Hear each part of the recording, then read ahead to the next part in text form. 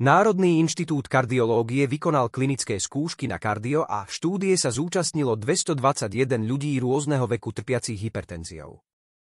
98% preukázalo stabilizáciu krvného tlaku hodiny po užití doplnku. 82% uviedlo absenciu chronických bolestí hlavy a pokojnejšie, rytmickejšie dýchanie. Na Slovensku trpí srdcovými chorobami 57% populácie a polovica z nich na tento stav alebo súvisiace nehody zomiera. A takmer každý vyhľadá pomoc príliš neskoro. Ľudia vo veku 30 a viac rokov trpia neustálými bolesťami hlavy a dýchavičnosťou a predpokladajú, že sú príliš mladí na to, aby trpeli cievnym ochorením. Ste 4 kroky od toho, aby ste zabránili tomu, aby ste sa stali súčasťou tejto štatistiky.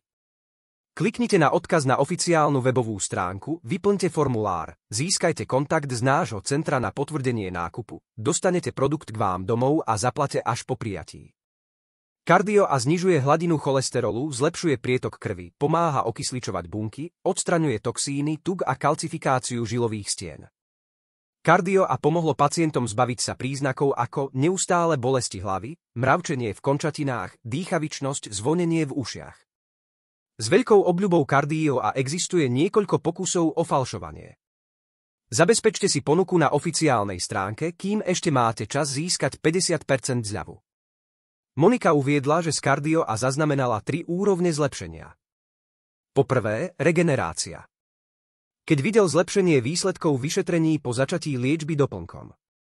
Po druhé, normalizácia, keď ste si všimli stabilizáciu hladín cholesterolu v rámci zdravého rozsahu. Po tretie, bezpečnosť. Vrátiť sa k cvičeniu pohybových aktivít, tancu, cestovaniu bez strachu z infarktu. Majte pocit, že ste inou osobou, ktorá zažíva zvrat situácie smerom k zdravému životu. Získajte kardio a s 50% zľavou na oficiálnej stránke. Vyplňte formulár a naše centrum vás bude kontaktovať, aby vám poskytlo všetky pokyny a potvrdilo nákup. Tovar potom dostanete v pohodlí domova a zaplatíte až po prevzatí. Ak chcete dostávať ďalšie zdravotné tipy, prihláste sa na odber kanála, zapnite upozornenia a zanechajte like. Až neskôr.